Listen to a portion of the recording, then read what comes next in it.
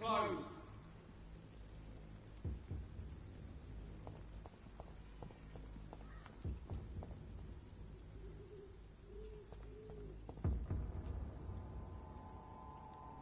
This is no place for a gentleman. Oi! Didn't you hear me? It's one of them! Die, vermin!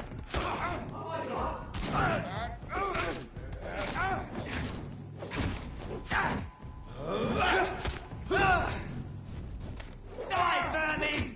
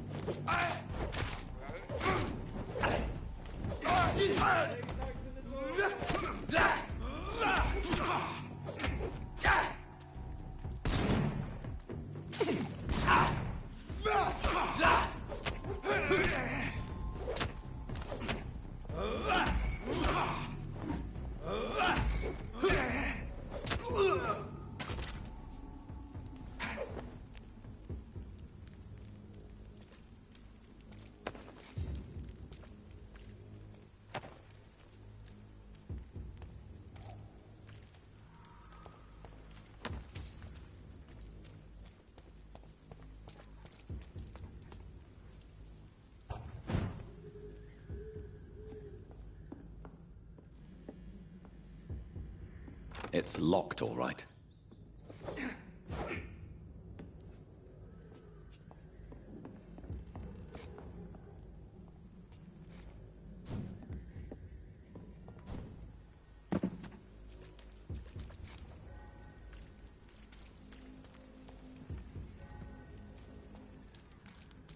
It's locked.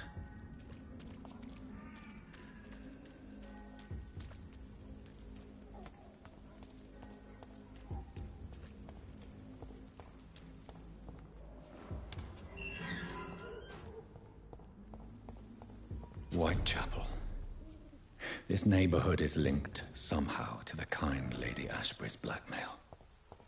First, let's find this Petrescu fellow.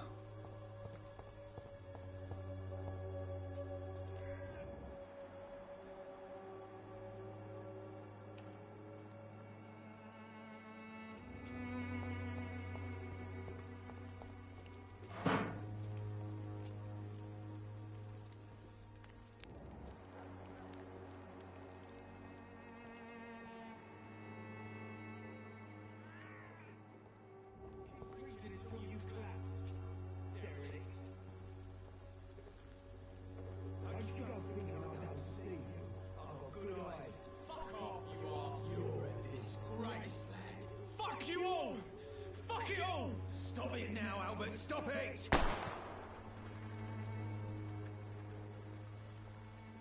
Me? I'll not die in some piss-stinking alley reeking worse than a week-old lavvy.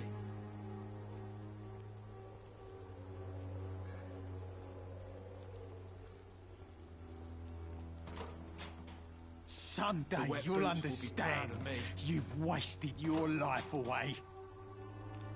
What? Shooting a boy in the middle of the street. Not the best thing to do, wouldn't you say? What? You saw what happened. Who are you? I'm Dr. Reed, and I'd like to ask you a few questions, if you promise me to set your gun aside. No. Look, I'm not a violent man.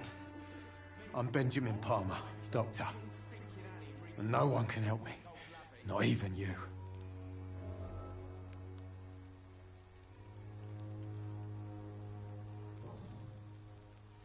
What can you tell me about this place? Nothing to say, really. This is where I used to live, and this is where I live now.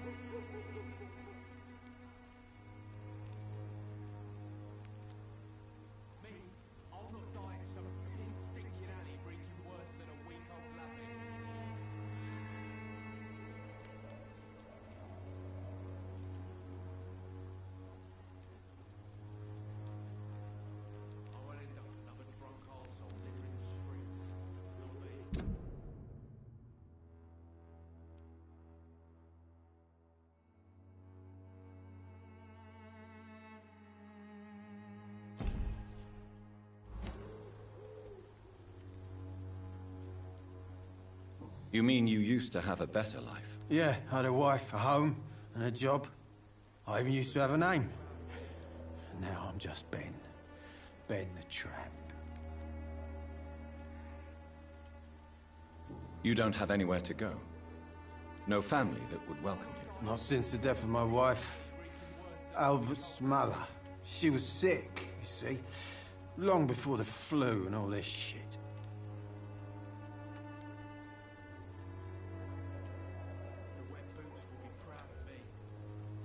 You don't seem well, Benjamin.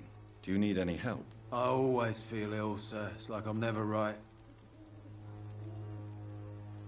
I won't end up another drunk arsehole littering the streets. Not me. I will see you later.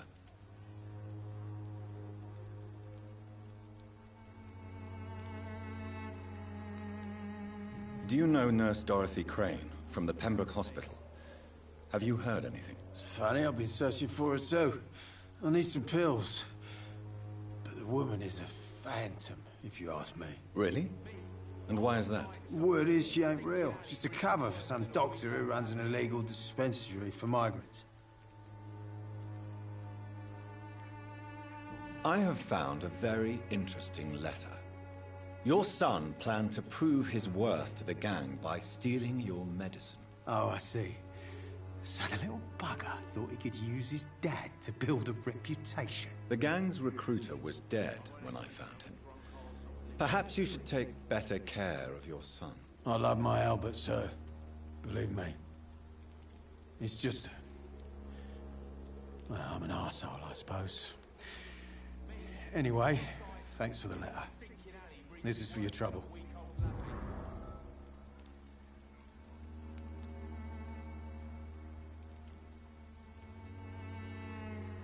A gun, alcohol, and a bad temper make a terrible cocktail, sir. Goodbye for now.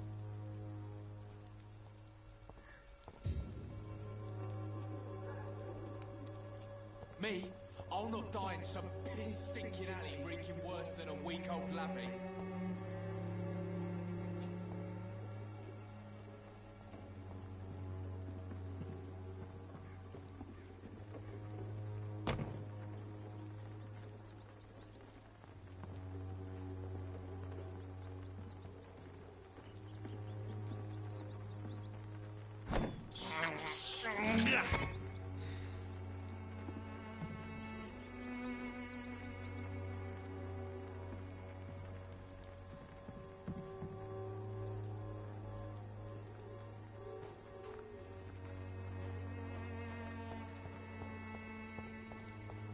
Its effectiveness has been proven by many.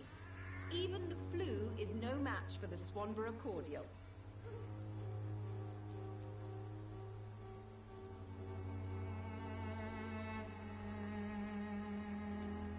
If I could get some working, everything would be better.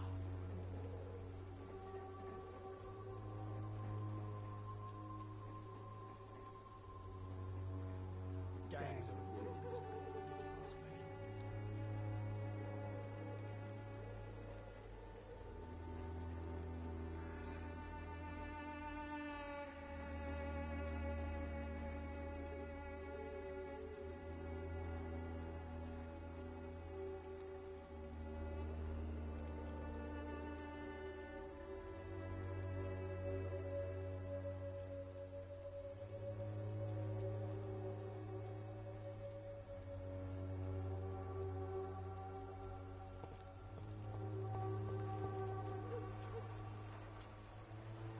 Good evening. Good evening, sir. Are you interested in a miraculous cure for this unknown and deadly epidemic? Actually, I am. Then you have come to the right place. The famous Swanborough cordial is all you need to help keep you in perfect health. Oh, really? Why didn't I hear about it during my studies? I'm Jonathan Reed, by the way. Dr. Jonathan Reed. Ah, my brother has spoken of your research, sir. I'm Loretta Swanborough, and it's always a pleasure to meet a fellow healer.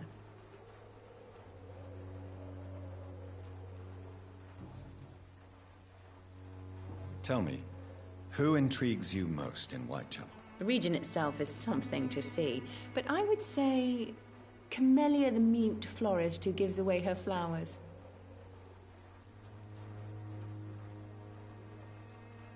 What do you think of the locals? Most of them are afraid or desperate. They all come to me eventually for my remedy. Is there anyone I should avoid? Cadogan Bates, without a doubt. The bloody bastard remorselessly exploits poor migrants as soon as they get here.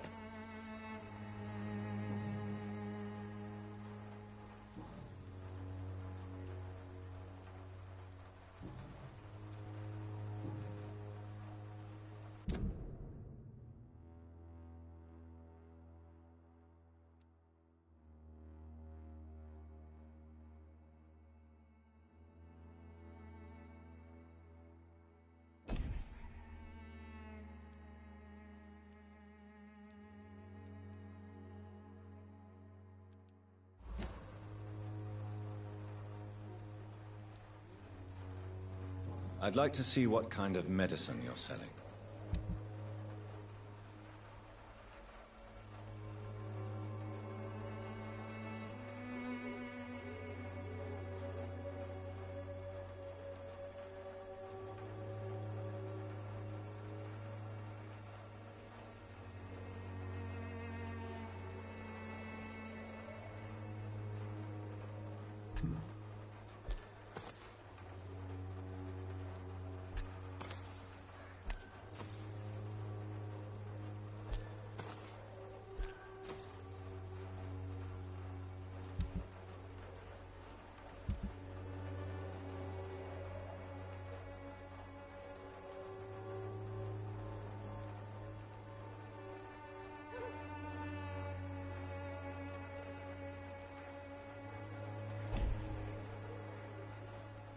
Good evening, my dear colleague. Do you know Nurse Dorothy Crane from the Pembroke Hospital? I'd like to know more about her. I don't like to talk about competition. Competition, you say? Never met her, but it seems she provides some sort of medical care to the poor. The whole thing has to be some sort of scam, if you ask me.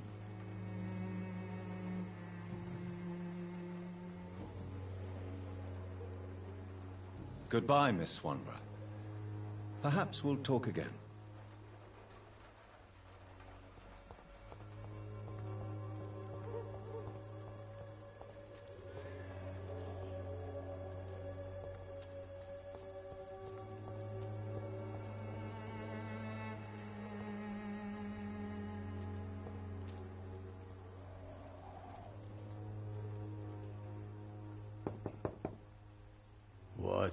What do you want? Leave me alone. Good evening, sir. I'm Dr. Reed. I'm looking for Nurse Dorothy Crane. There is no Dorothy Crane here. Now goodbye. I'm afraid this medical leaflet says the opposite, sir. Really? Well, I'm afraid I'm going to close this door right now. Go bother someone else, Mr. Doctor. To enter that house, I must discover who this man really is. Maybe I could start by observing what he's up to.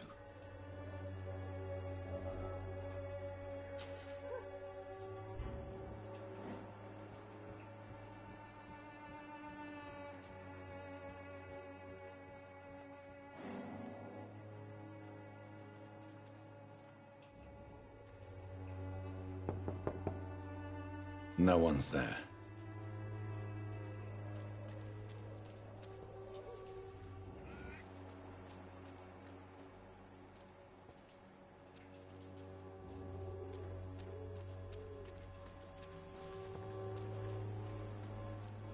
I cannot enter.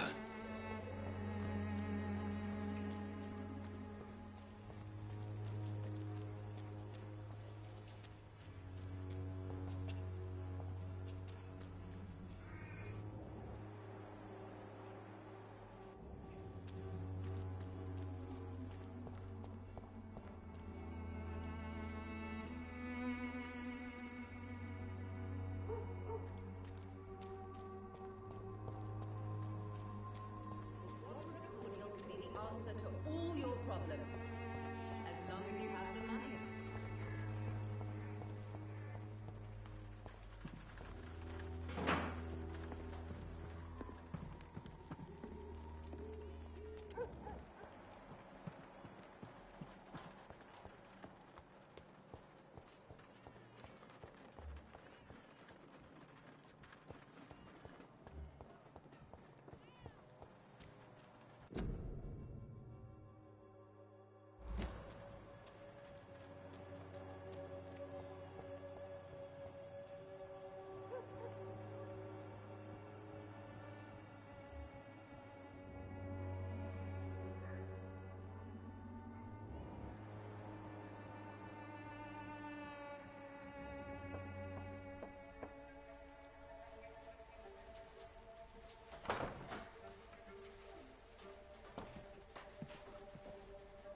A strange man was at the door with a pass for our medical facility. I refused him entry. Darius, how could you know he didn't need our help? His clothes were too finely tailored to be for Whitechapel. Perhaps just a friend of that stray poet who is always about. Richard Nithercott? No, not of the same cloth, this man. I suspect some machination from that journalist. Clayton Darby. Is he still asking questions? Yes. I saw him drifting around St. Mary's Church. I swear he is tracking me, just downwind.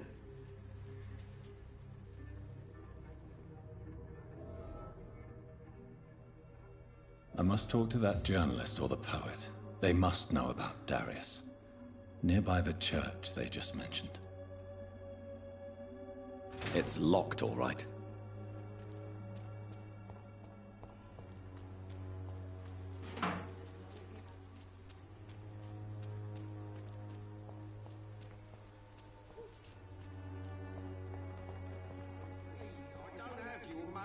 Come on, Barrett, you know the game. You pay for peace of mind. Can't you just look the other way this week, Joe? Come on, we can sort it out, right? It's not my call, Barrett. You pay one way or another. Please, Joe. How long have we known each other? We even used to be neighbours, for Christ's sake. I'd prefer not to give you another beating, Barrett. Excuse me, sir. I have a few questions for you. Another journalist? I didn't answer the first one, so piss off! I'm not a journalist, I'm a doctor. A doctor, you say? It's quite a rare breed in this part of town. Really? But still, here I am. Dr. Jonathan Reed, at your service. I'm Joe Peterson to some, but Colossus Joe to most. And I don't remember asking for your service, sir.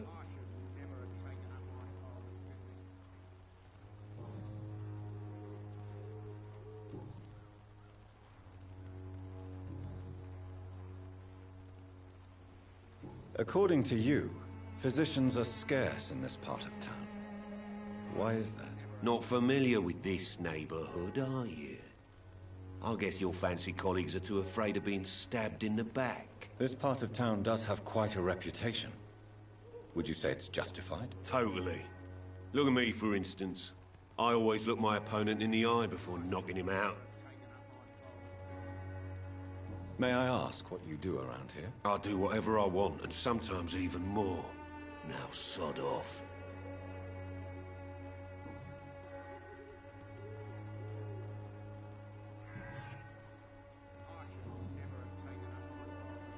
Have you heard of a nurse named Dorothy Crane? She's a colleague of mine, and is supposed to live around here. Dorothy Crane? Yeah, I know her. One of the few good souls who dare to help the sick around here. Could you please tell me more about her? She's a nice girl. Tries to help the migrants. I offered to give her a hand, but she said my reputation would attract too much attention.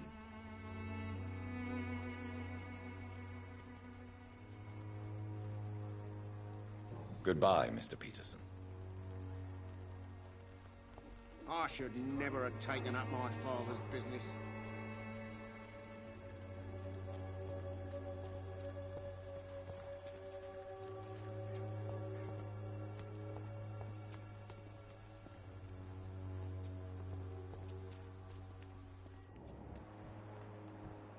Soon the time will come when you will all be judged for your sins. Even now, he judges your words and actions.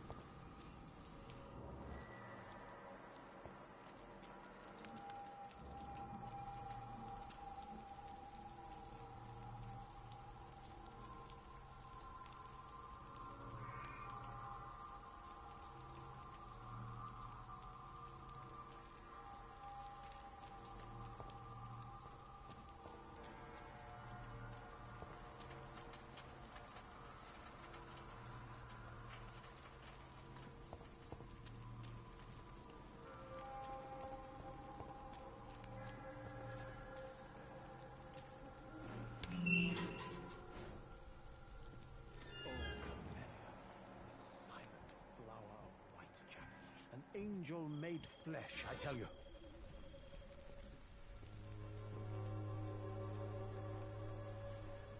Good evening, sir. I'm Dr. Reed. I would like to ask you a few questions. Please be my guest. Although I may not be the best informant regarding this part of town, my words speak about that which the eyes cannot see. Really? Are you an artist of some kind? I'm a poet, sir. Richard Nethercott, at your service.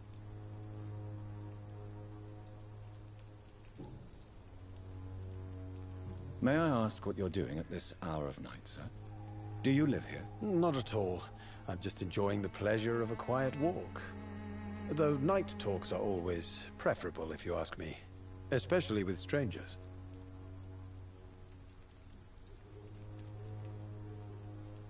But are you not afraid of the epidemic? Oh, why should I?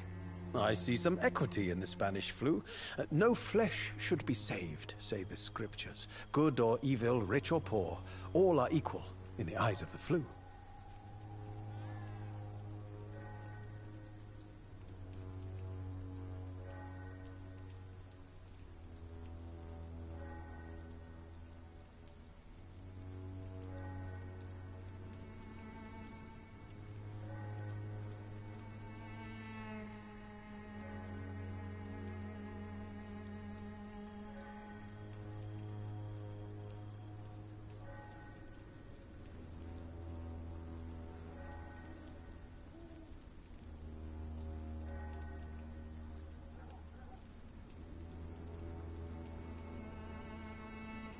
If you say so. But as a physician in a time of epidemic, I must caution you to avoid unnecessary exposure, sir. Thank you, Doctor. But we both know the seeker of truth has to go boldly where the weak dare not.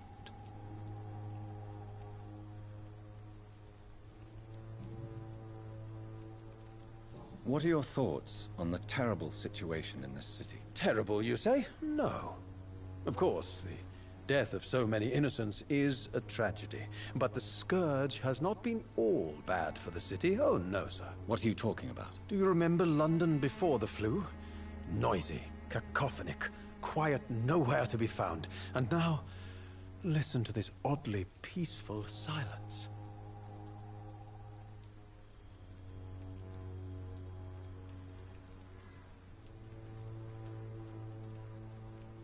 Yes.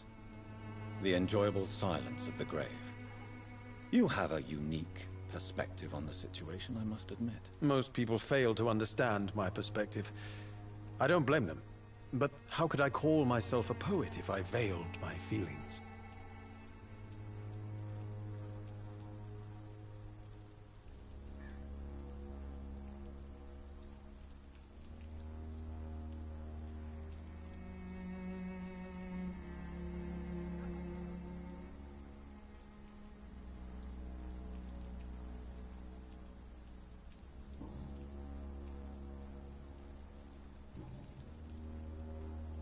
Tell me, Mr. Nethercott, why seek inspiration in Whitechapel? The place is not beautiful per se, but how to explain it? Stirring and challenging. In what way, exactly? The struggle by gaslight, the barren smiles and the arid hunger under the rain. If you say so. Such vibrant antagonism and vivid paradox. The stripped humanity raged across each street. Vivid, of course, yes. And what about the poignant distress? Oh yes, the poignant distress. You see what I mean, don't you? That's what I want to write about, and that's what Whitechapel is made of.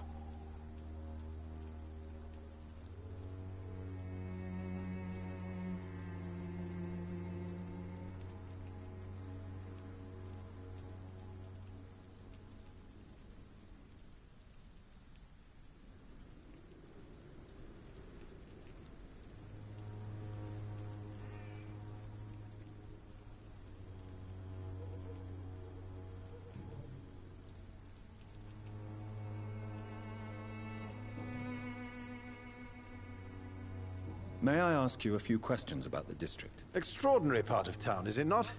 I'll be glad to help you, if I can.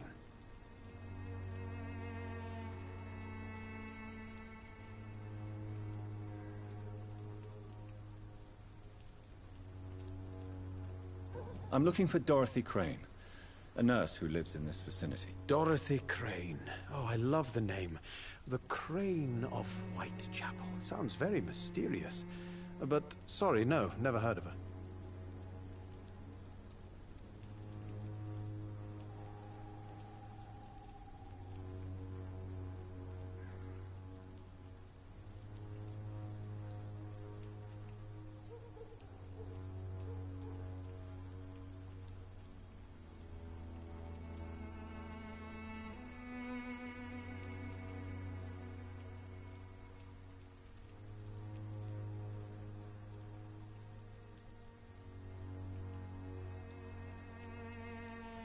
What can you tell me about an old man called Darius? Darius Petrescu? Yes, I know him. At first, I thought he was only a small publisher. I invited him to publish my work, but his reaction was pretty clear. Not interested in your talent? Darius is an old political activist who takes delight in printing tracts and lampoons. Those communist activities only require mediocre writing skills.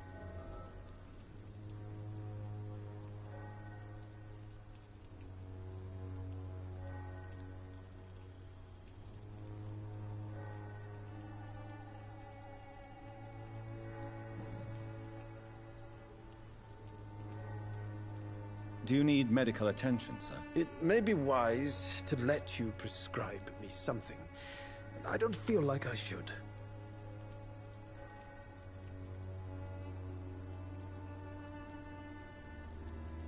I will see you later.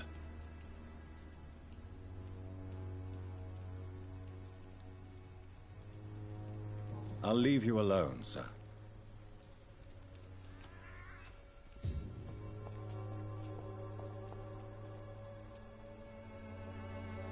Morbidity can breathe its own beauty and grace. Whitechapel is not just disease, desertion, and despair.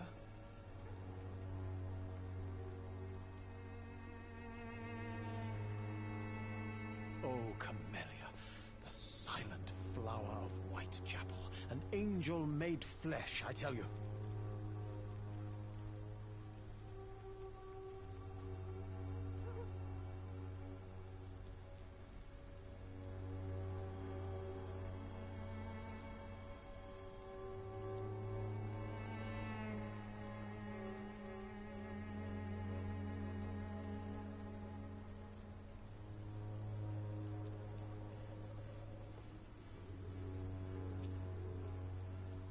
Some of us come to this world already touched by grace.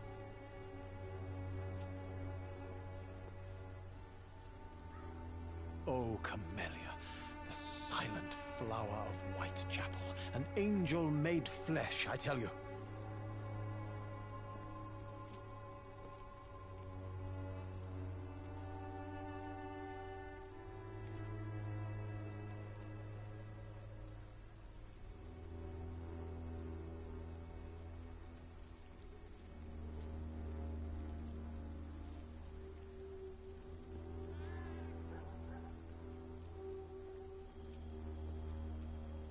Oh, Camellia, the silent flower of Whitechapel, an angel made flesh, I tell you. Some of us come to this world already touched by grace. Morbidity can breathe its own beauty and grace. Whitechapel is not just disease, desertion, and despair.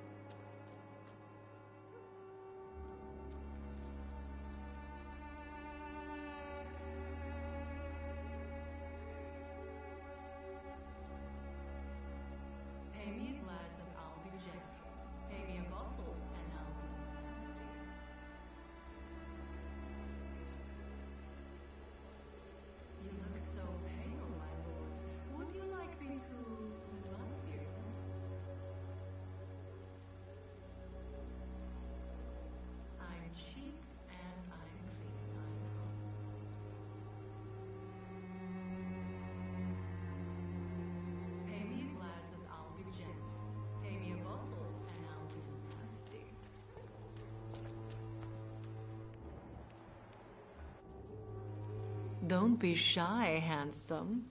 What can Christina do for you? I'm not looking for what you're selling. But I'd like to ask you a few questions, if I may. I'm a doctor. Dr. Reed. All right then, but be quick. Though I usually get paid when I open my mouth.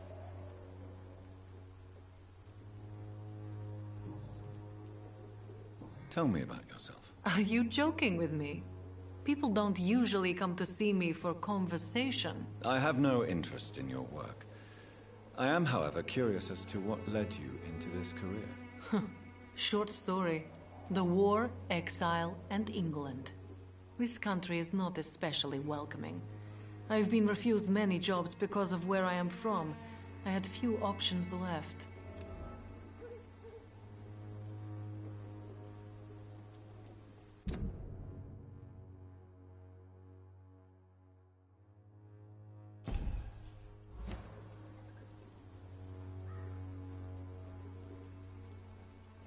I always thought I was the master of my own fate. But now I know we don't always have control over our lives. I don't judge you. You know, this money is not only for me. I have good reasons to need this money quickly, but it is not your concern, Doctor.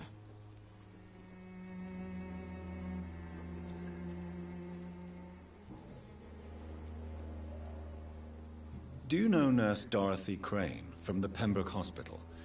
Anything you can tell me about her would be helpful.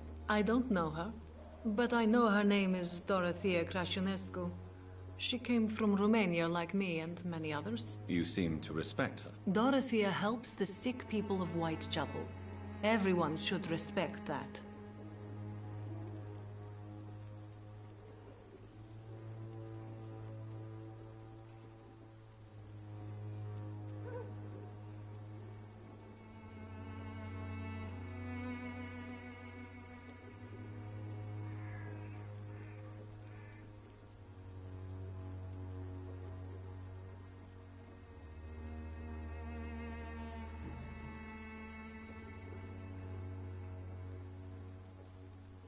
Christina, have you been examined?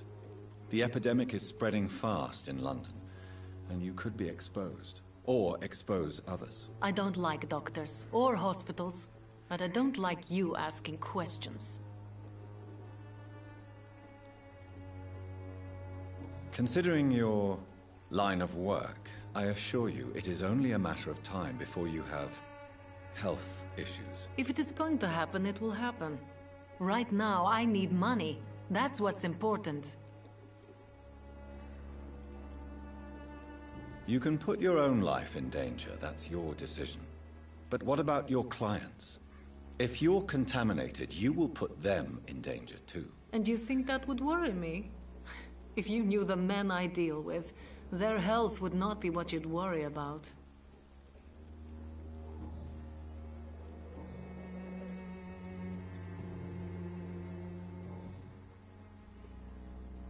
Do you need any assistance, Miss Popper? It depends on the price of your medicine.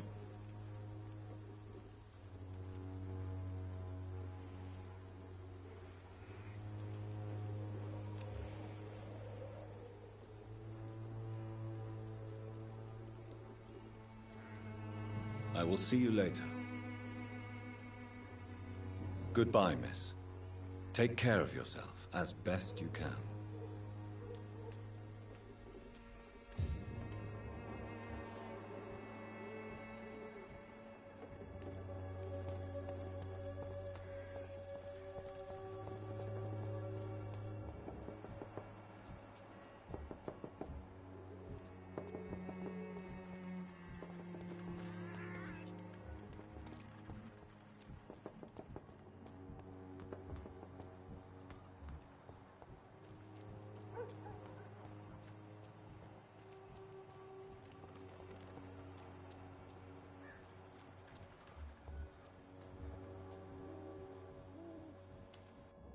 Step away, sir.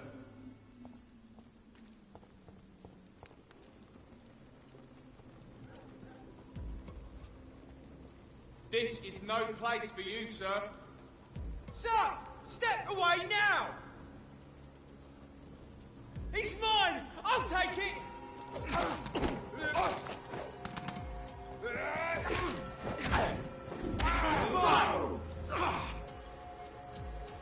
Get a taste of this! An end to you!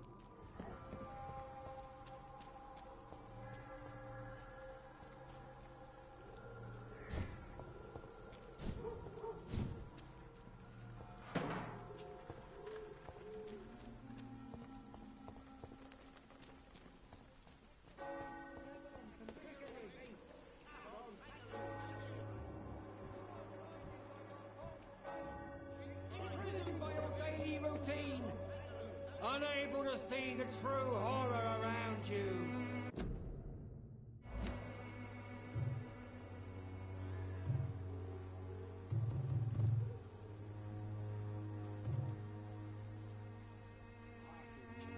Soon the time will come when you will all be judged for your sins.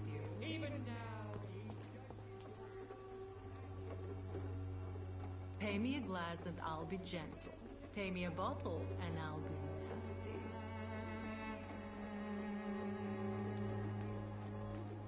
I'm cheap and I'm clean.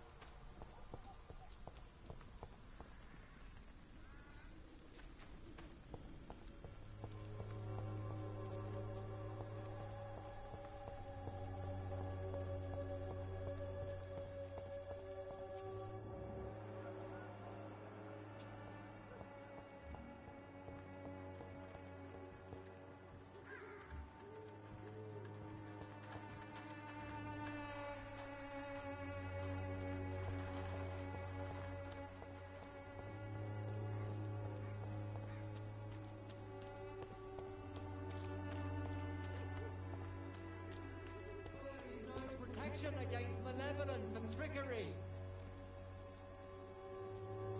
You are blinded by your false faith, imprisoned by your daily routine, unable to see the true horror around you.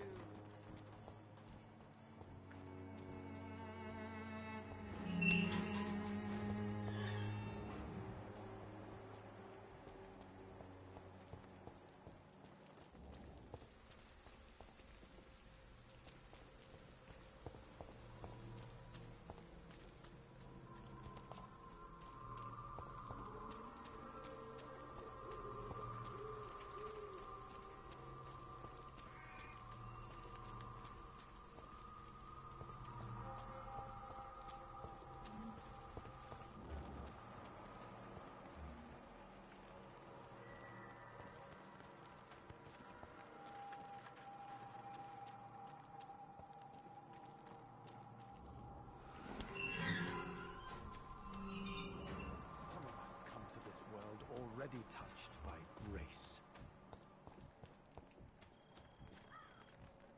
Morbidity can breathe its own beauty and grace. Whitechapel is not just a destruction and despair.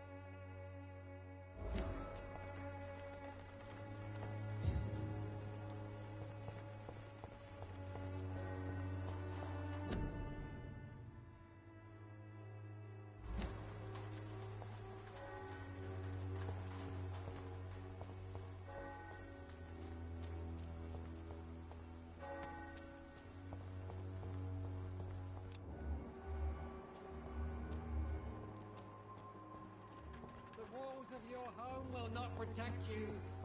For there is no protection.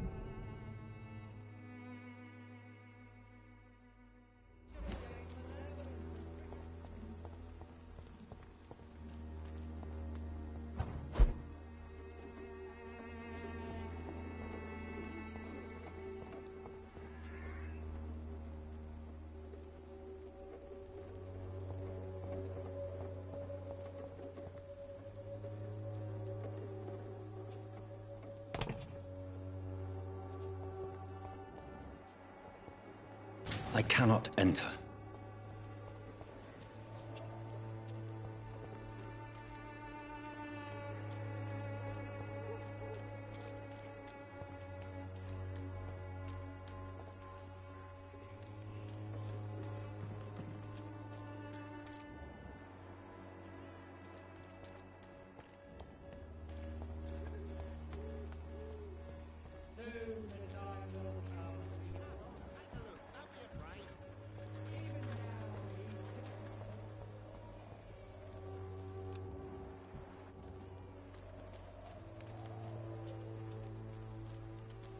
I should never have taken up my father's business.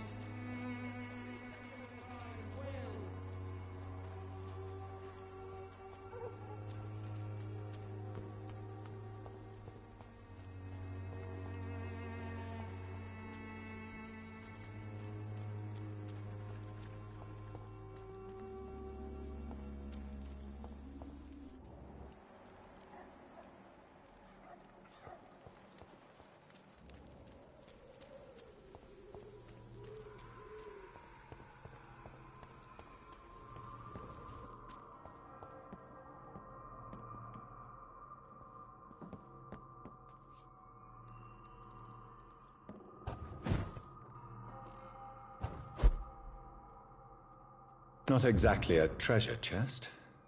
A battered box, some knickknacks, and a letter.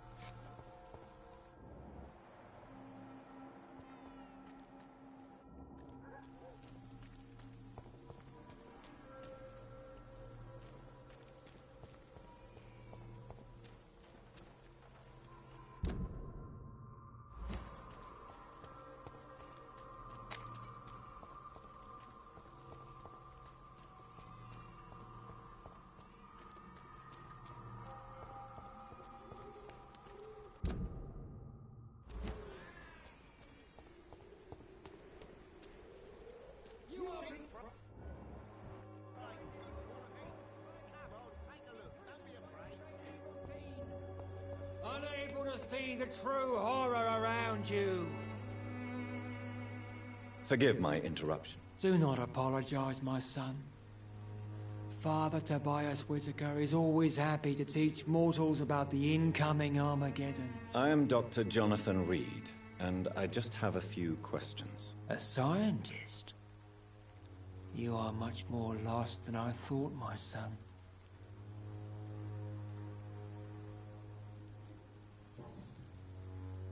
What do you mean when you say that I am more lost than you thought? All scientists are entangled in a world of causes and consequences, and most of them can't see the plain truth. Quite a judgmental opinion, if you ask me. But what do I know? Blinded by science as I am. But you are seeking answers, aren't you? Answers about the Armageddon about to strike the city. Answers about the hidden truth. Well, I suppose I can spare a few minutes listening to your so-called truth. As a doctor, you must be aware of the decimating epidemic. But let me tell you that this so-called Spanish flu is just the beginning of the end. What do you mean? The beast is finally revealing itself, corrupting the flesh and the heart of men. With my own eyes I have seen them, those minions from the abyss. Really? And what would be your answer to this biblical threat? We must fight the disease before this legion outnumbers us. But not with scalpels and microscopes. No. What is left then? Cleansing fire.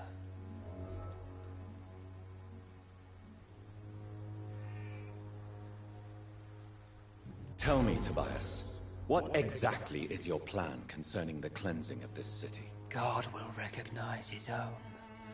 More than once this city has risen from the ashes, hardened and purified by the flames.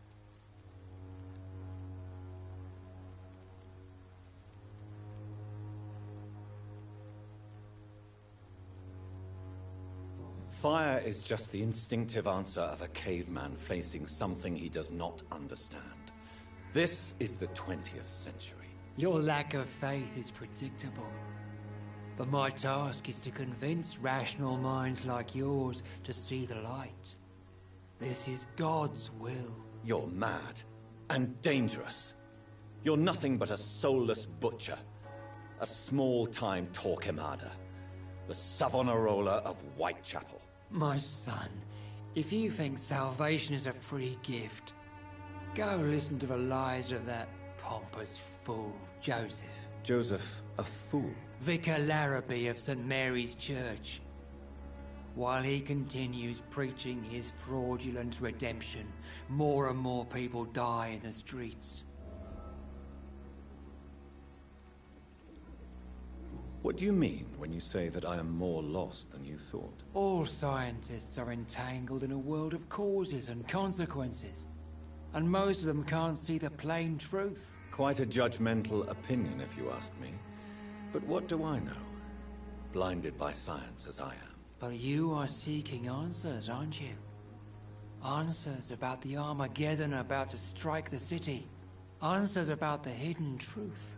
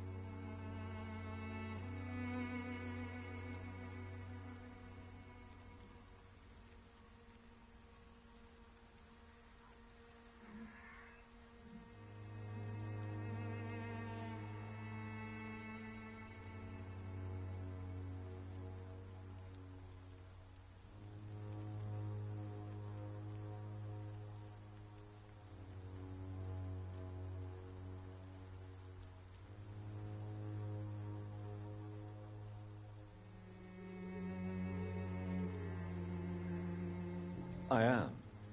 But the answers I seek are based on facts. not superstition.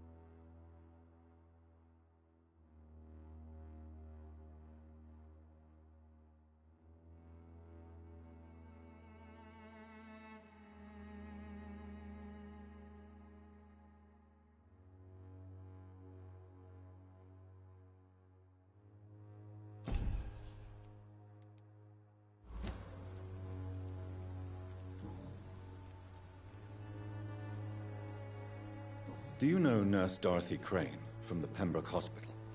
I'd like to know more about her. I don't like the liberal ideas of nurses, but I especially abhor that Nurse Crane you mentioned.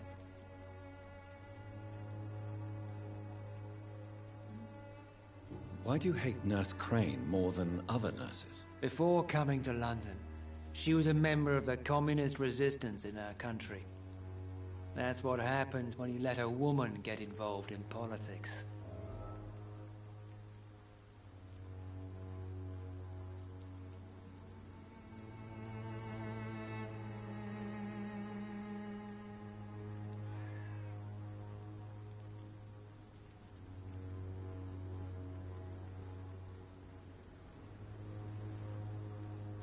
So, you're not exactly a fan of Florence Nightingale's work. But nurses are essential for modern healthcare. Nuns should be the only women allowed to take care of male patients. It's obvious only they have the necessary moral fiber.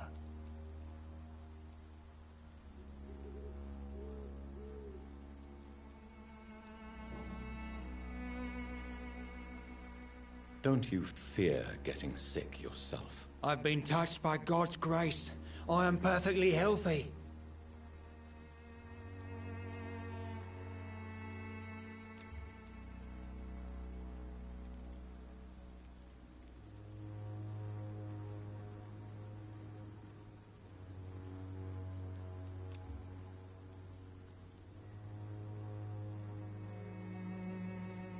I have heard enough for tonight. Goodbye.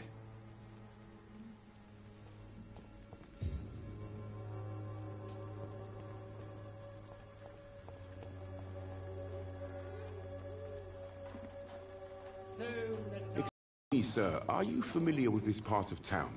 Name's Clayton Darby, reporter. Sorry, I'm new to Whitechapel. But perhaps you could help me since you're a journalist. My name is Jonathan Reed. Dr. Reed, the famous surgeon. I'll gladly help if I'm able, sir.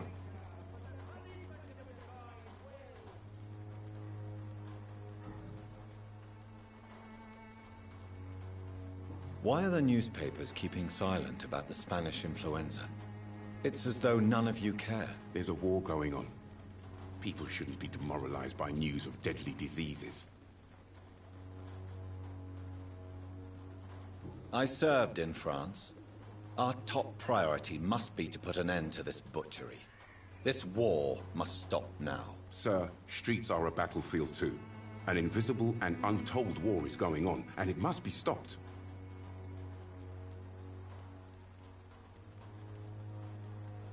Have you any idea of the danger you face in these streets at night? I've had to run and hide more than once from frenzied mobs incensed by the fever. Do you think the flu is really responsible for this, Doctor?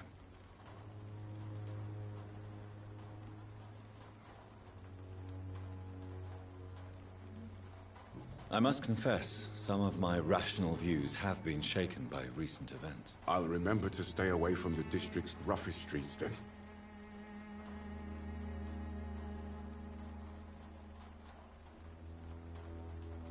What is a journalist doing in this borough after sunset? He goes where none of his colleagues would dare to go, to inform the country.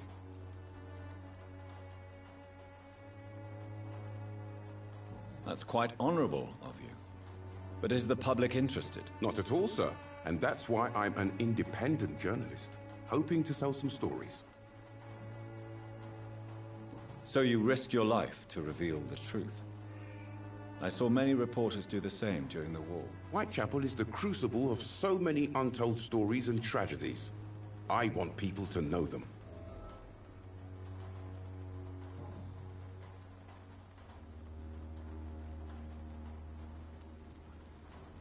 Christina Popper claims she sells her body because she can't find any other work. Do you believe her? Of course I do. Her story is exactly what I want my readers to understand. We live in an intolerant and divided nation. Do you think things will ever change, Mr. Darby? I believe the situation can only improve. And now that women can vote, I'm convinced things will change.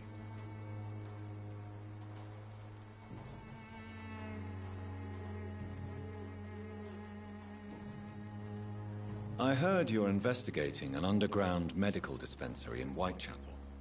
What do you know about it? Not much, I'm afraid. They are wary of strangers, and I'm not really an acquaintance of theirs. Why do you care?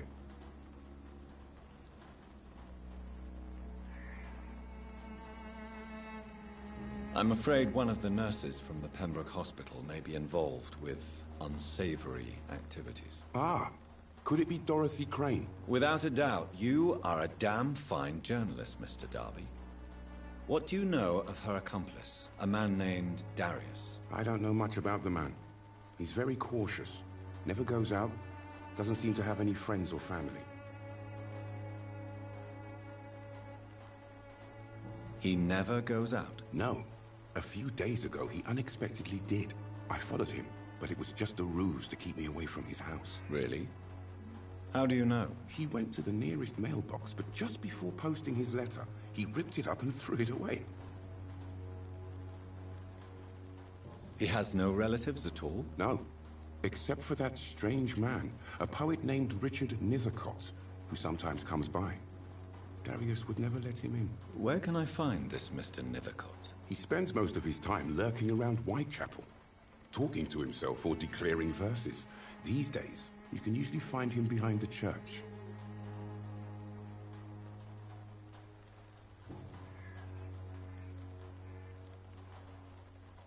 Do you need assistance? That would be nice of you, Doctor. Who knows what I may have caught during my investigation.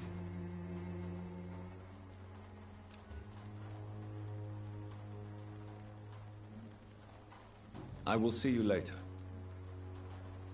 Goodbye, Mr. Darby. Farewell.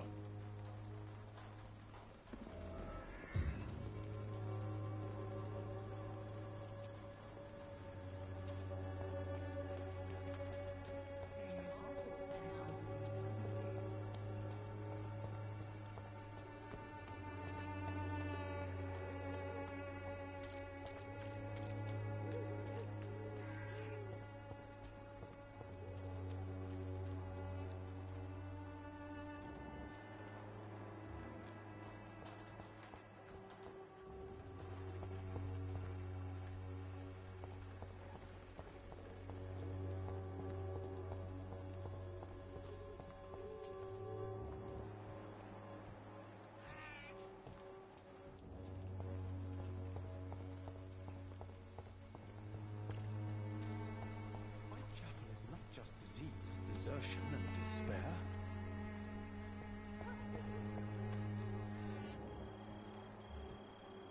Some of us come to this world already touched by grace.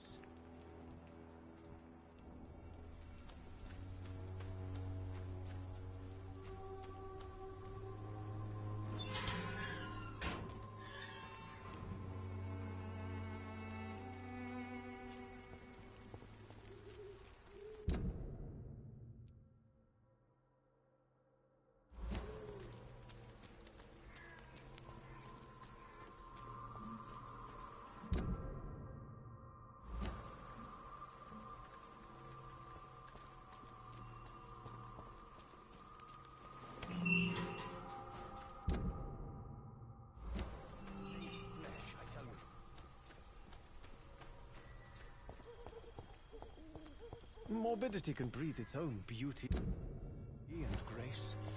Whitechapel is not just disease, desertion, and despair.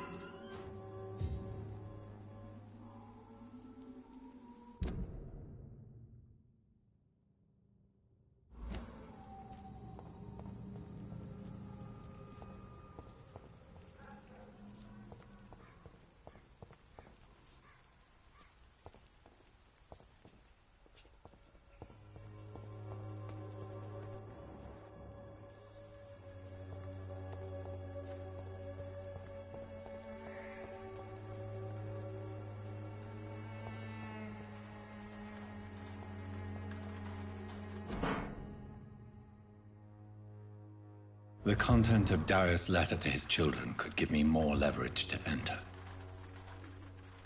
Darius is a bit less of a mystery now. It should not be that difficult to incite him to let me in.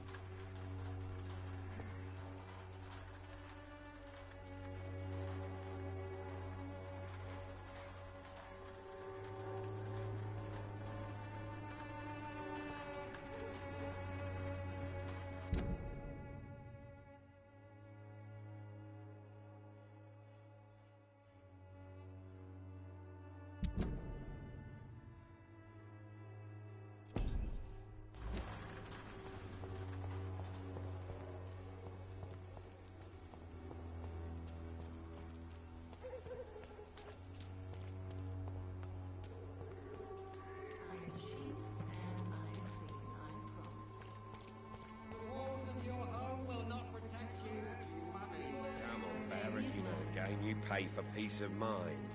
Can't you just look the other way this week, Joe? Come on, we can sort it out, right?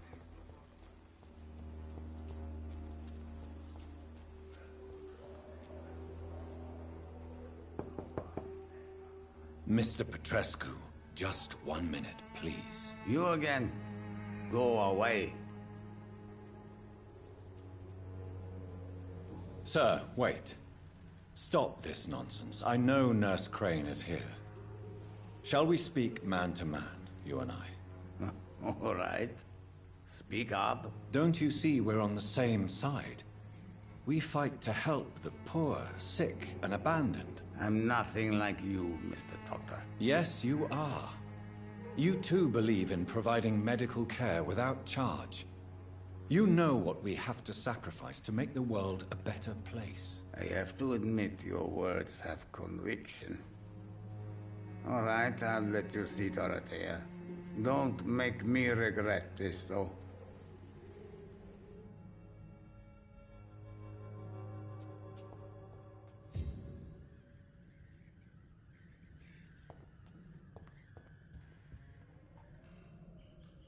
If you want to talk to Dorothea, you must go across the courtyard and take the stairs. We've not been formally introduced. May I ask your name and occupation, sir? I am Darius Petrescu. I'm here to keep snitches and spies away from Dorothea. And I also run this little print shop.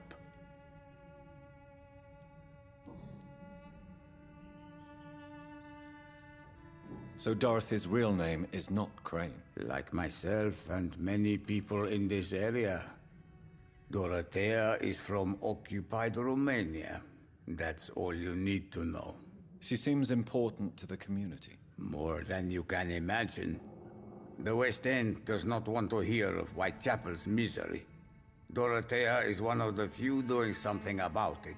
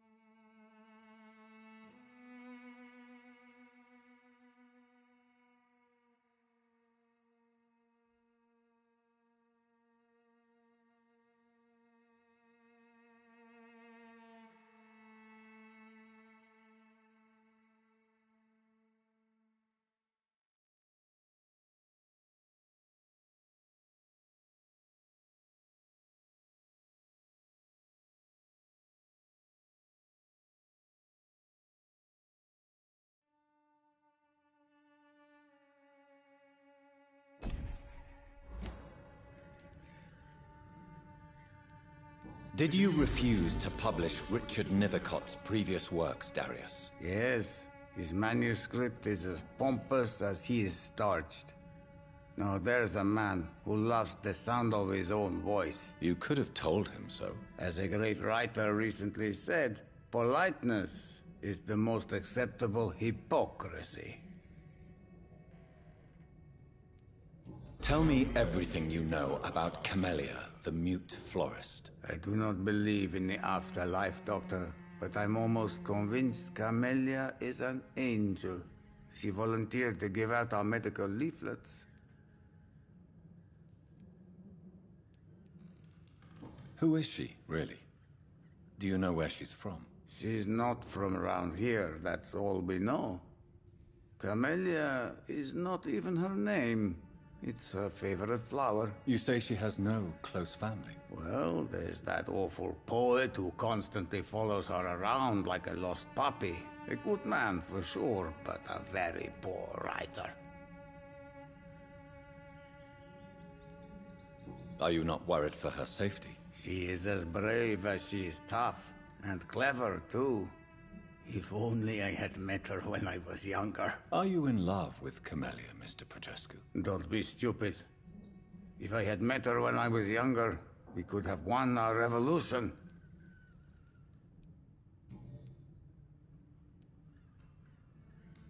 Tell me everything you know about Camellia, the mute florist. I do not believe in the afterlife, Doctor, but I'm almost convinced Camellia is an angel.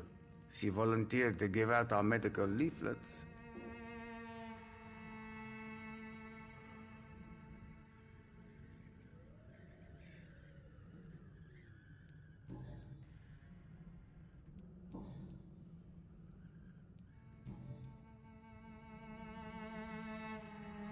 How did you meet Nurse Crane, Darius?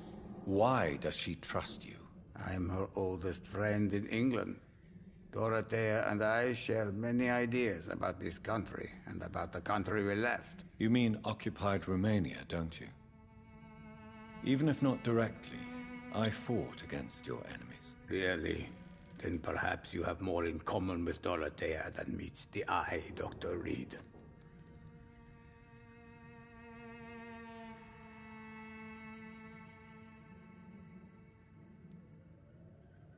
Do you have any family left, Mr. Petrescu? Children or grandchildren? Who knows? I have abandoned my people for so long, they might as well be dead. As dead as I am for them, I suppose.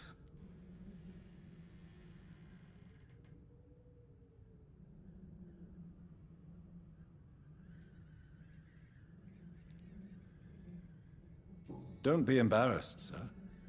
If you must know, my own father disappeared many years ago, and I forgave him. It's quite awkward to talk about our families like this, but thank you, Dr. Reed. I appreciate your trust.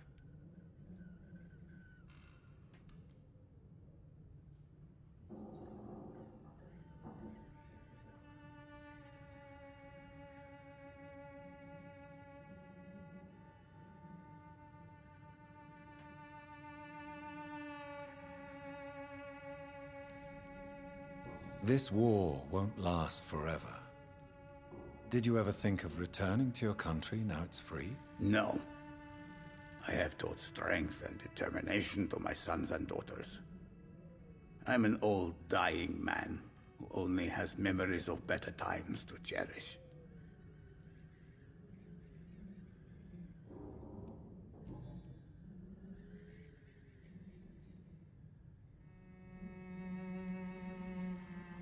I know you fought for your country when it was occupied, Darius. Tell me more about it. I know my days are numbered, and I know I won't see my homeland again. But I fought for Romania all my life, and I will until my last breath. But Romania escaped the grasp of the Austro-Hungarian Empire. It's a free country again. But it's not the country I fought for. My homeland is not appeased, Doctor. And I still see a dark future ahead for my people.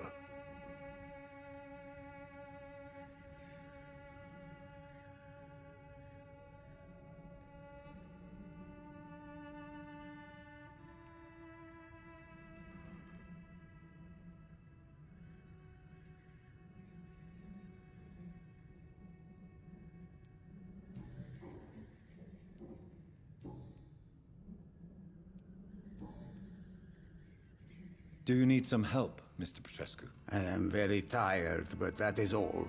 I don't need you, Doctor.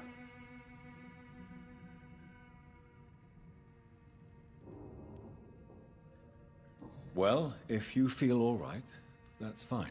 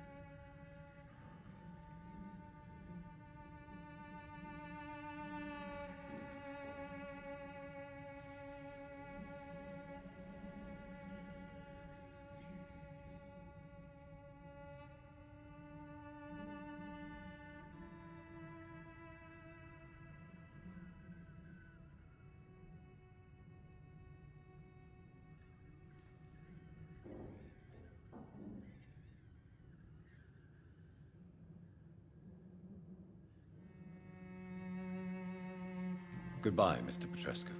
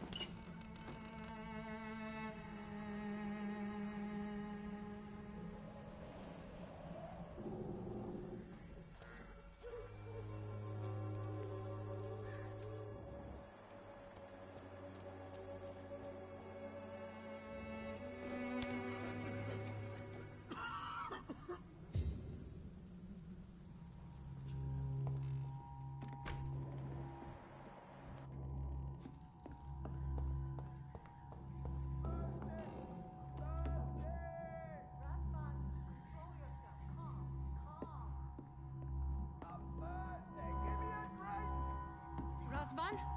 Can you hear my voice?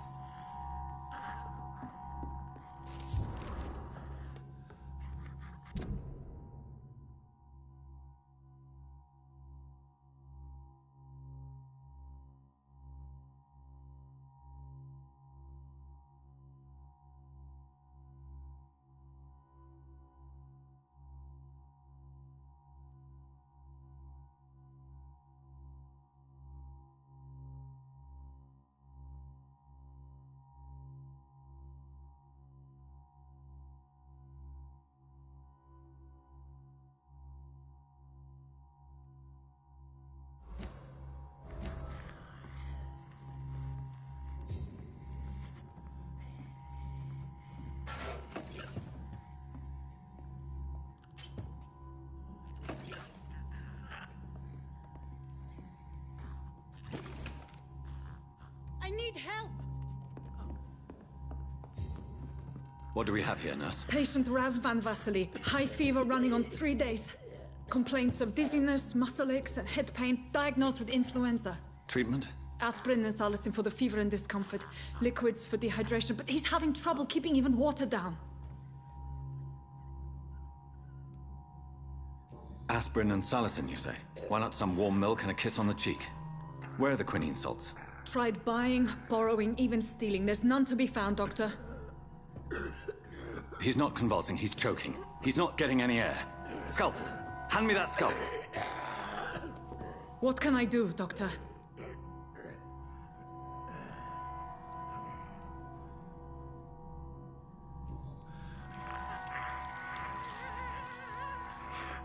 I need to perform a tracheostomy. Short pipe. That rubber tube will do. We're going to cut a passage for air through the neck. Yes, Doctor. He's breathing again, but he's coughing up blood. Internal hemorrhaging. I need to make another incision into the chest cavity to drain the fluids from the lung. Prepare another tube. A thoracostomy? Doctor, we've nothing to fight the infection. We need an aseptic environment.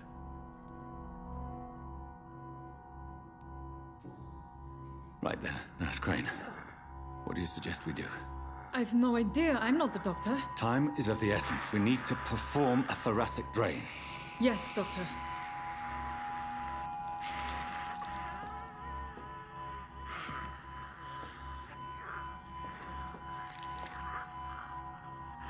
He's still bleeding, Doctor. I'm losing his pulse. The drain must have punctured the intercostal artery. There's too much blood. Are you all right, Doctor? I can't see.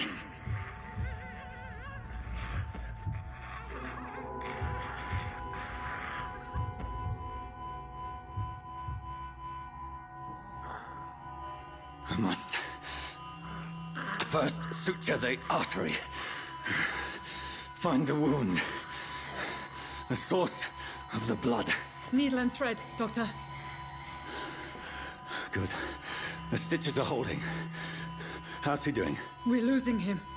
We've lost his pulse. He's dying, Doctor!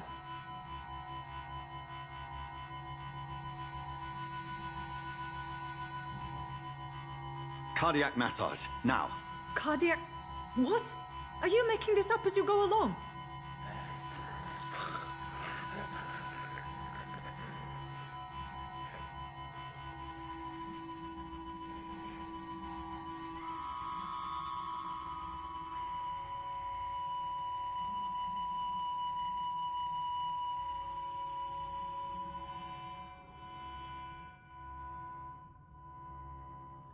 We've lost the pulse.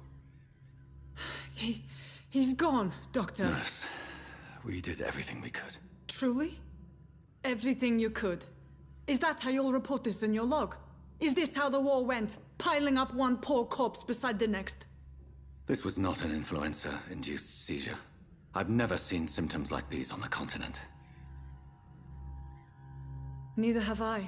But the previous symptoms leading up to this attack were the same, indistinguishable from the epidemic. No. There was something more vile in these reactions. Something primitive. There have been numerous reports of mental breakdowns caused by the fever that accompanies the flu itself, Doctor. Yes, but... I'd best take some samples of the blood for analysis.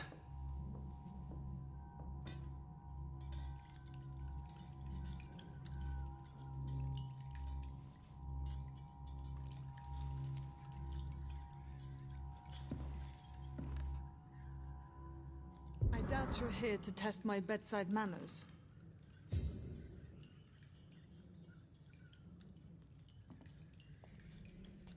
To what do I suspect it was more than intuition alone that led you to us. So, how might I be of service, Dr. Reed?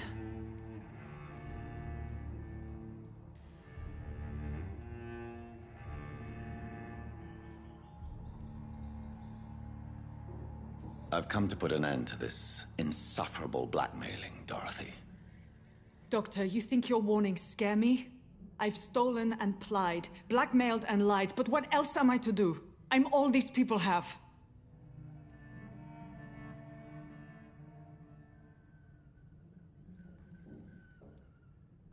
But why Lady Ashbury?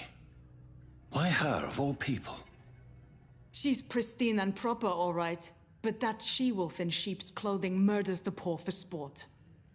I have her where she belongs, and I'll milk her for all she's got.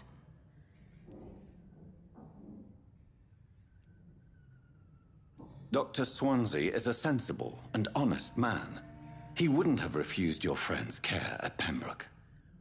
It's easy for you to say, Doctor. These people cannot go to the police, nor to the hospital. They don't even speak English. They depend on me for everything.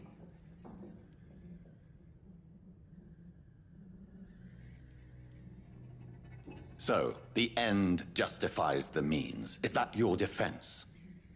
I know you're kind, Doctor. Just another fine-heeled, silver-spooned gentleman who was given the world on a platter. You know nothing of poverty. Nothing of the shame, the hunger, the loneliness.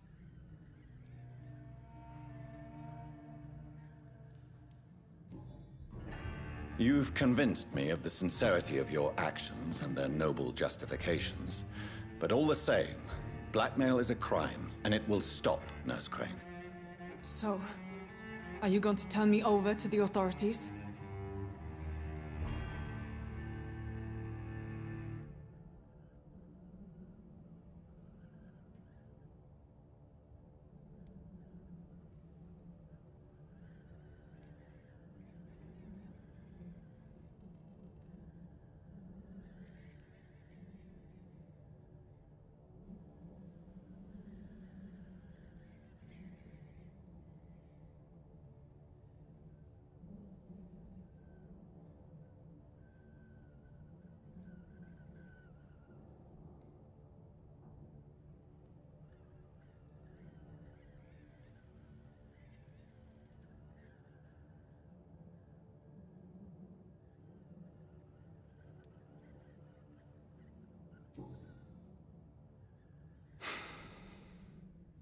No. Your place is here. Jailing you would be an even greater crime. So, here is my proposition. I'll look the other way on your little enterprise. In exchange, you will resign from the Pembroke Hospital and provide me with medical supplies when the need arises. Dr. Reed! That sounds like a business proposition. My accomplice, then? No, just a privileged client. My research may require the occasional rare piece of equipment or ingredient. I'll pay good coin in exchange, fair and honest, to help finance your noble endeavors.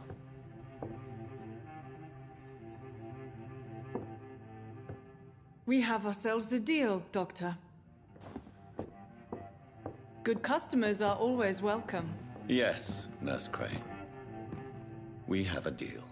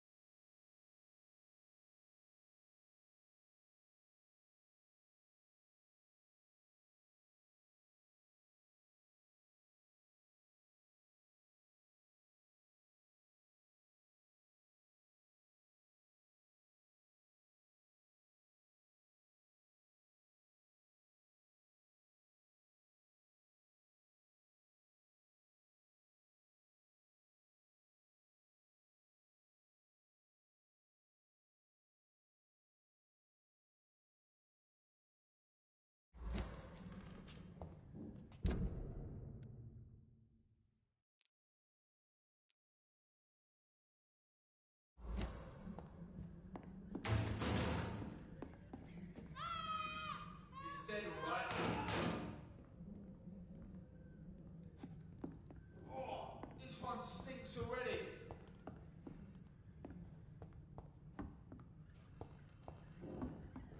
It's locked. It's locked, all right.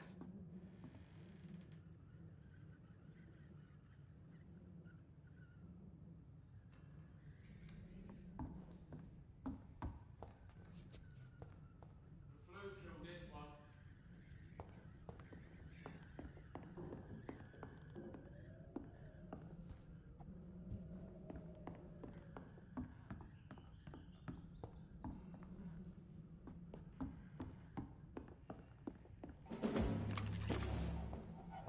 I'd step back, sir. Oi! Didn't you hear me? It's a leech! Kill it!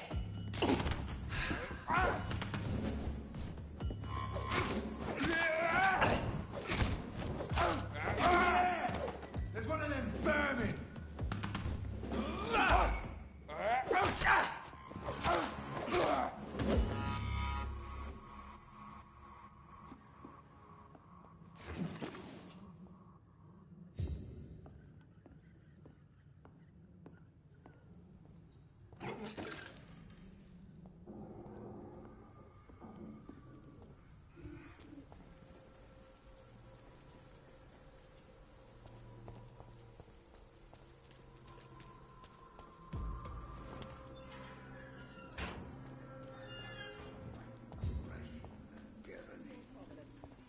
As long as you have the money.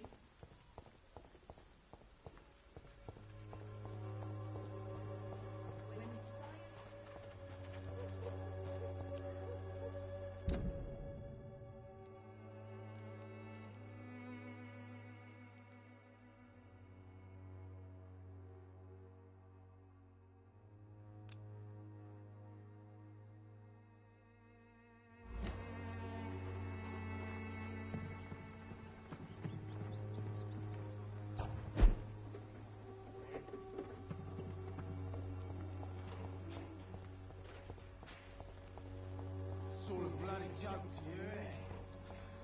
The wet boots.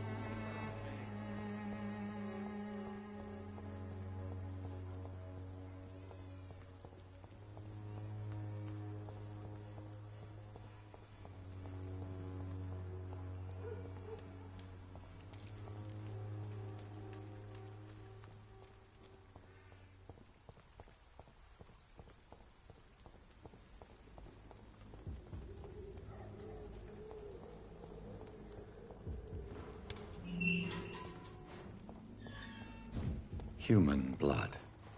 Whoever left these marks did so deliberately.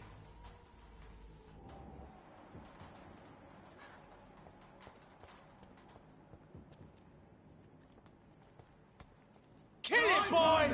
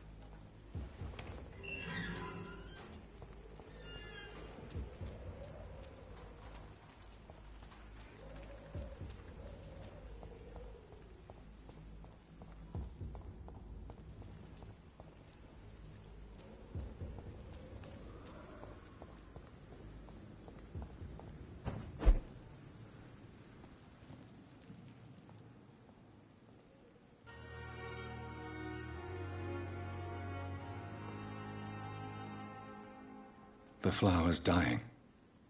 It needs water.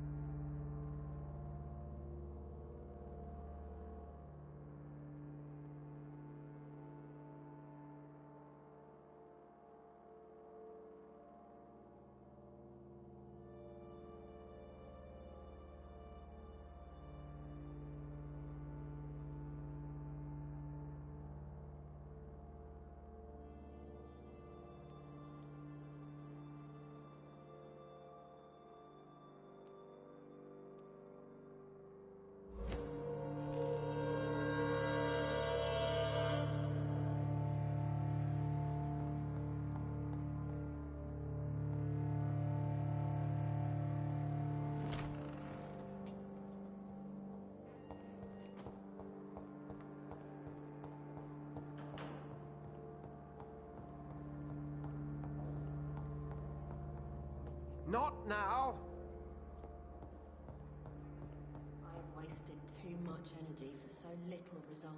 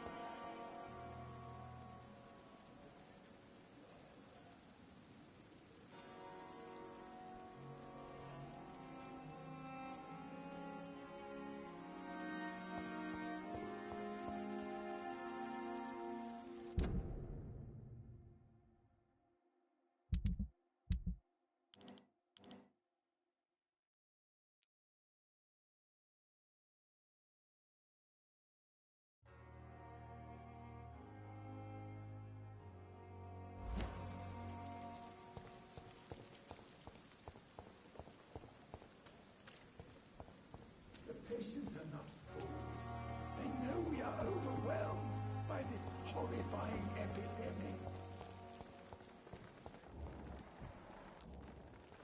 Another night with the glorious battalion of Pembroke.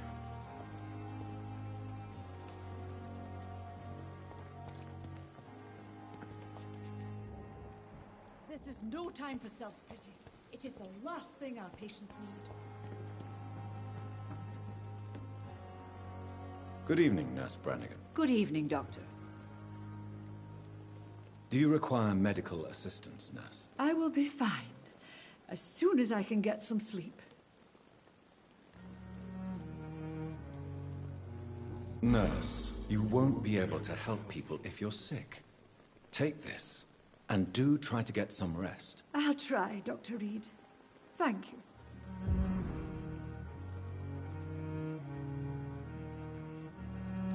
Goodbye, Nurse. Call me if you need assistance.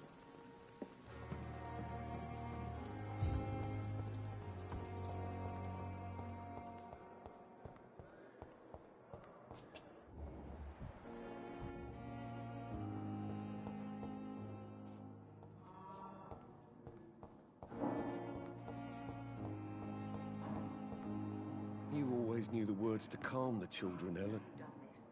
As for me, what a blundering idiot.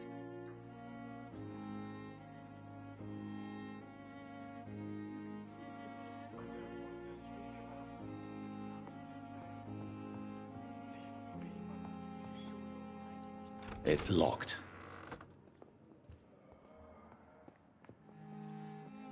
My sweet girl. I'm all right. Don't waste your time with me.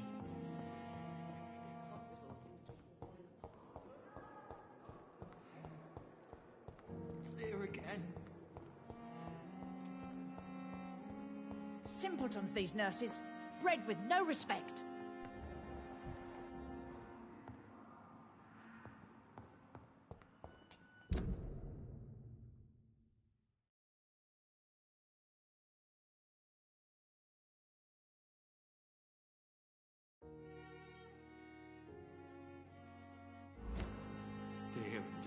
Dust on every street corner. Someone's Daily poached my blanket. routine.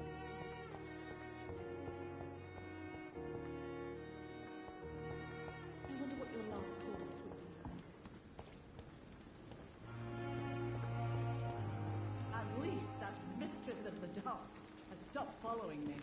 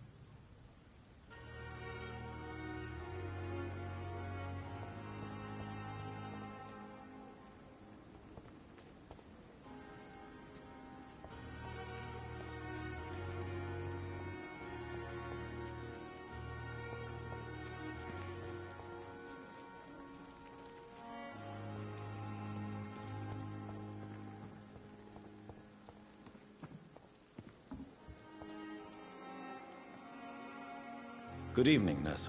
Good evening, Dr. Reed. Do you need medical help yourself, Nurse? I'm fine, really. I just need to sleep.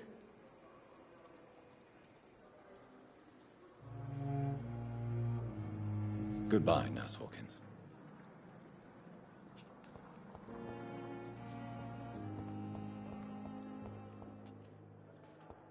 With you at our side, Dr. Reed, I know that Pembroke will prevail and survive the pandemic.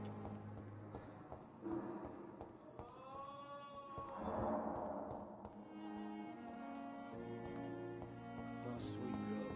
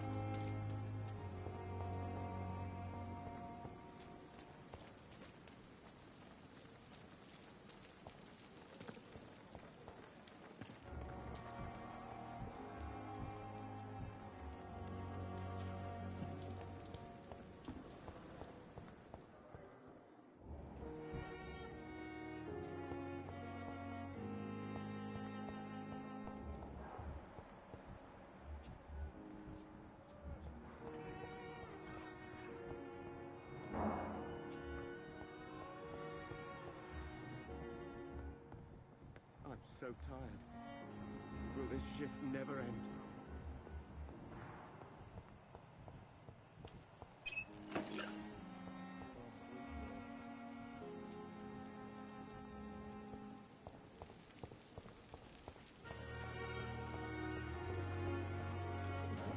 So lucky to have Dr. Reed, you know. I met him in New York once. If only there were more of us, with less resignation and more determination. I know I can count on you. I wish I could say the same for the Edback. You look exhausted. You're pushing yourself too hard. You don't have to bear the burdens of this.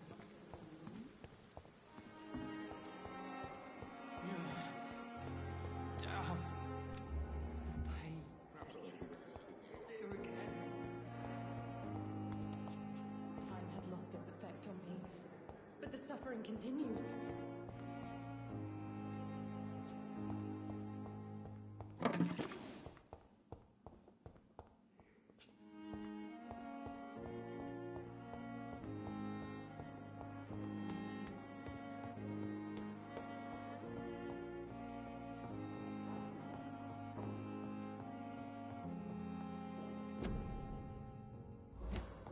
Please come back later.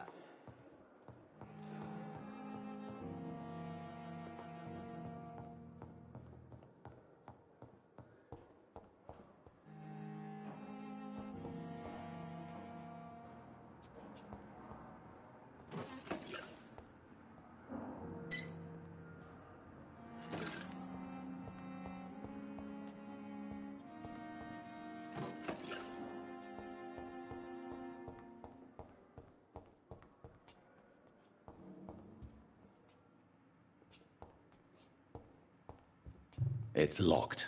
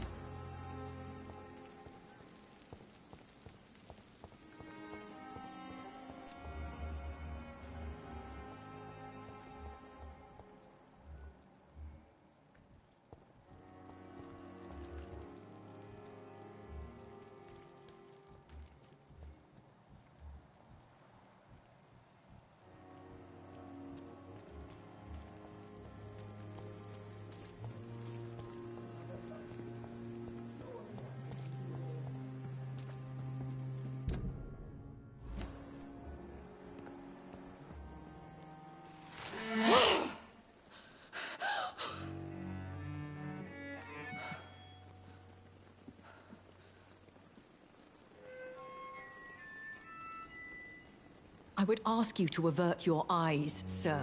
Or did you not know it was rude to stare? I knew it. Speak up, Dr. Reed. I like a man who speaks his mind.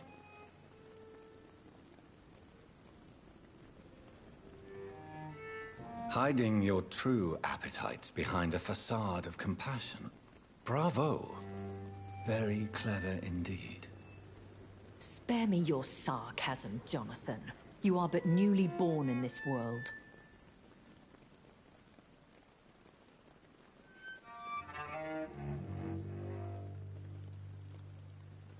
No need to apologize, my lady.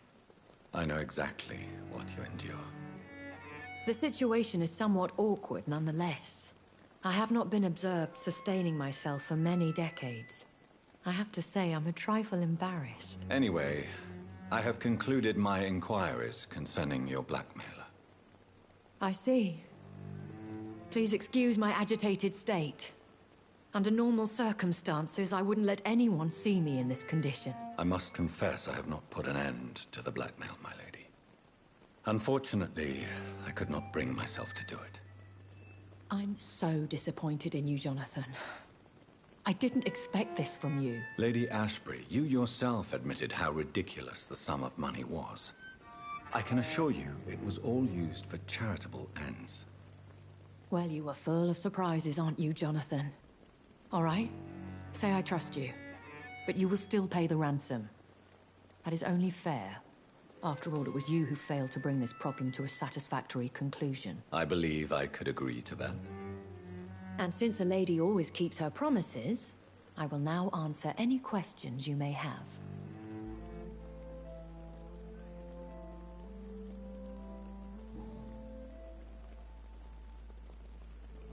Why does Dr. Swansea allow you to feed on the patients of the hospital?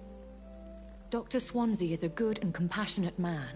He is trying to find a solution for our hunger. Until that happens, he is clever enough to understand that I only feed upon the dying.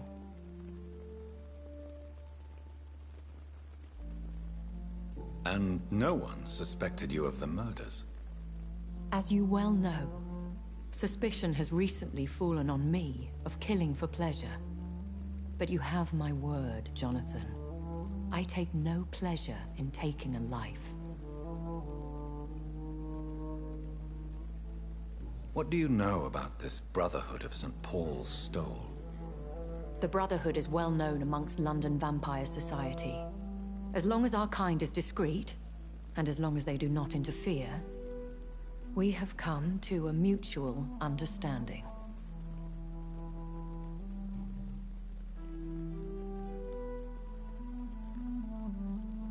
I know this is beyond the pale, but may I inquire your age? Really? And I thought you were gentlemen. If you must know, I'm 27. I've been 27 for a long time now, and 27 I shall remain.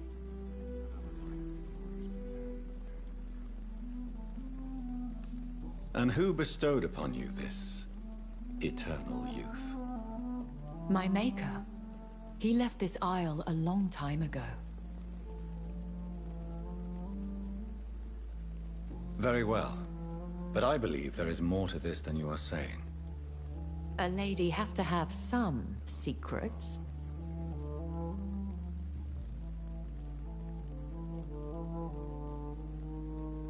Why did you save me in the canning factory? I could hardly stand by and watch such a promising young blood as yourself be torn to shreds by some gutter scowl.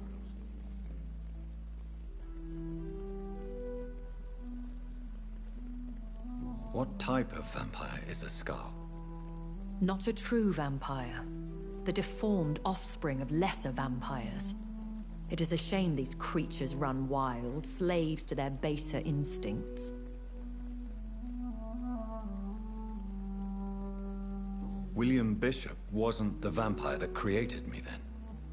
No, Jonathan. Whatever their strength and demeanor, Scowls are the progeny of careless vampires. It cannot be the other way round.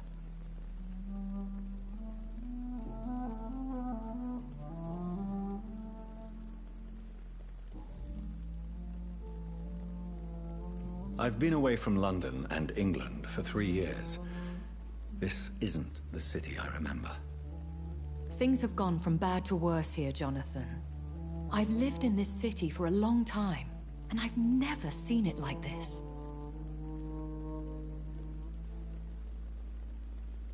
The Spanish flu has hit London that bad? Yes, but it's not just that. I've heard things. Things I've not heard for a very, very long time. There are whispers in the shadows.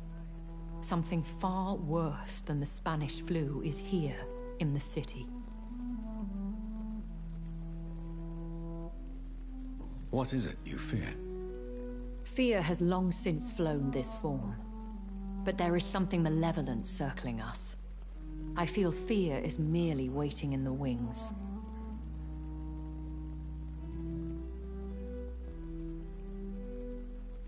Are there many vampires here in London? Immortals are of a rare breed, and we often tend to hide. But you may occasionally meet some of us at night. Do you know any of them? Have you an idea of the identity of the vampire who attacked me? You mean your maker? No, Jonathan, I have no clue. But I fear he or she is as careless as cruel. To let you discover your new condition by yourself. What do you mean? Every now and then, you may discover an immortal in the deep of the night. But we are a rare and reclusive breed. Our progeny is almost never accidental. Will they all be as affable as you, my lady? I do not see why not. But remember, even the shark smiles before he bites. That sounds like a lesson from experience. Vampire politics are as intricate and sometimes tedious as a game of chess in a gentleman's club. I've learned from experience it is best to decline to play.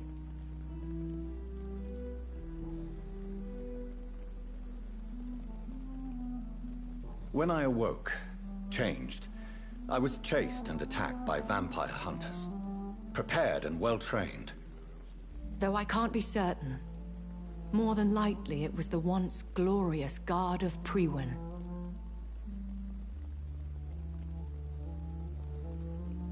Once glorious, but still dangerous. They have seen better days, but all fanatics are dangerous. You would be wise to stay clear. They are sworn to destroy our kind. You make them sound like some sort of cult. More a society. And like all the best ones, a secret society. I thought them almost gone, but it seemed they have been recruiting.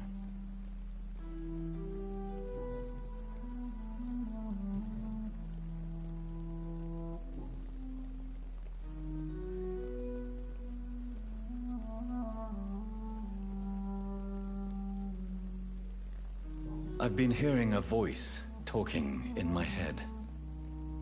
Is this some kind of insanity? It feels like the voice of the vampire that created me. Hush. Tell no one this. It would be unwise to talk of such things amongst British immortals. Speak no more of your maker.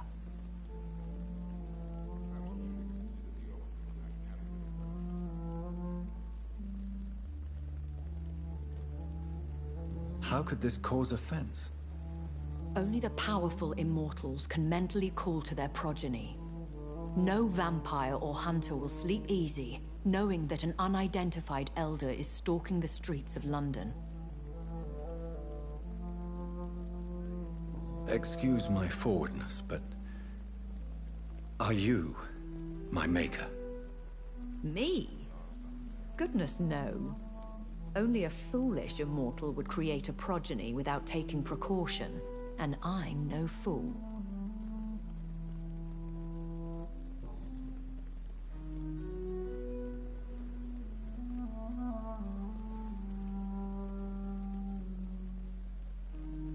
I don't understand. Why was I created and then left for dead? That is a question only the one who made you can answer. It's not normal practice. I doubt even if you find him, he will answer you, considering how cruelly he treated you. I'd like to avoid creating another vampire by mistake anyway. Tell me, how is it done? The process is dangerous. It could even kill your potential progeny. If you did decide to sire an offspring, they must drink of your blood, Jonathan. So me being a vampire could have been a mistake. I very much doubt it, Jonathan. Contrary to the legends, it is not as simple to make another vampire by just biting someone.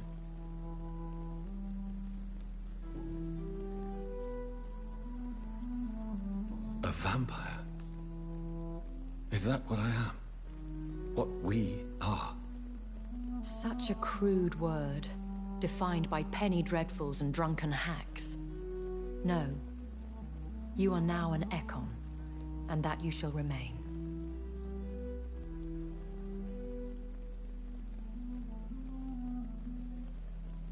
So we are Ekons. How can I identify us amongst other vampires? How to put it? All Ekon are vampires. But all vampires are not Ekon.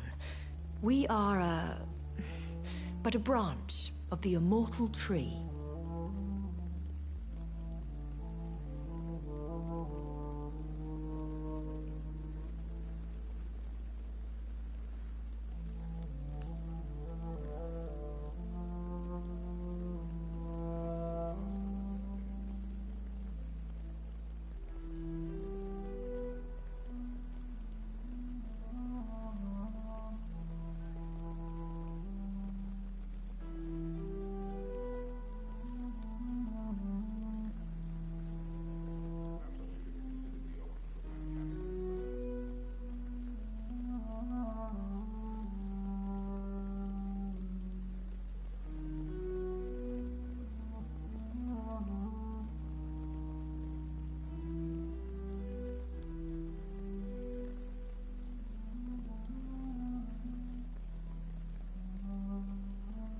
Are you an Ekon too? Yes, I am. We are the closest thing to what man refers to as vampires. Forget what you think you know about us.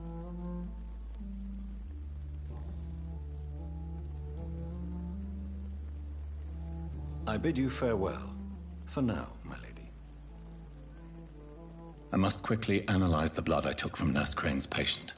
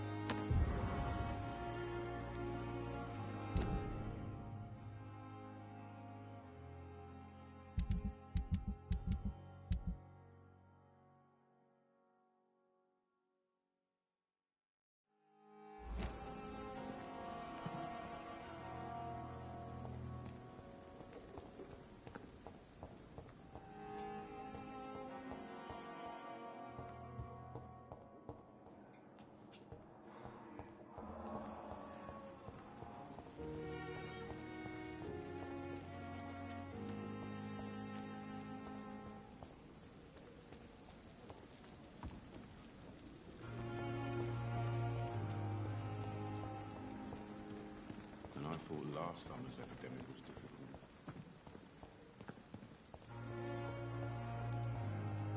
Fear and disgust on every street corner. The daily news.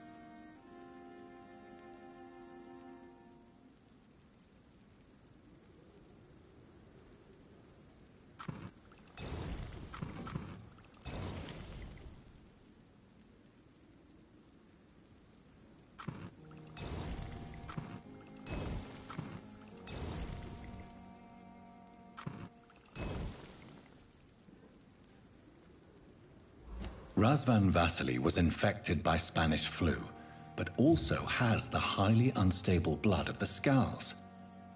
Is the London vampire epidemic transmitted through the flu?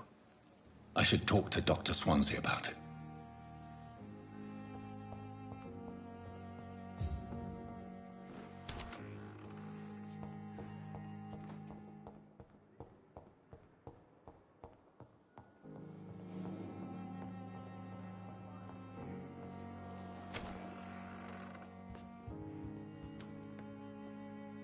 Evening, Edgar. Could I get your professional opinion? Please speak, but I have something important to tell you. This strain of flu, it's very different from the one I saw in Europe. It's downright peculiar. Really? What makes you say that?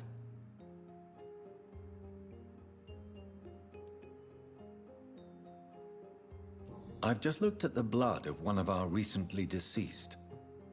I see. Do you have anything more to go on? This disease spreads and looks like the Spanish flu, but its effects differ greatly. The London strain is different from the continental one. This is very interesting. Did you find something else? Yes. Unlike the flu, the infected begin to show an increase in outwardly aggressive behavior. More than simple agitation. Once docile people become violent. You mean like rabies? Is there a chance we could create a vaccine, Jonathan, like Pasteur? By the stove, that would be smashing. There's a lot we're not seeing here. But it is spreading, and quickly. If we don't act, the whole city could be lost. But Jonathan, we've a fantastic opportunity sitting right here in front of us. A weapon of choice. What on earth do you mean? Why, you, my dear boy. With your expertise and your blood, we could isolate the properties that course through your veins. Think about the possibilities.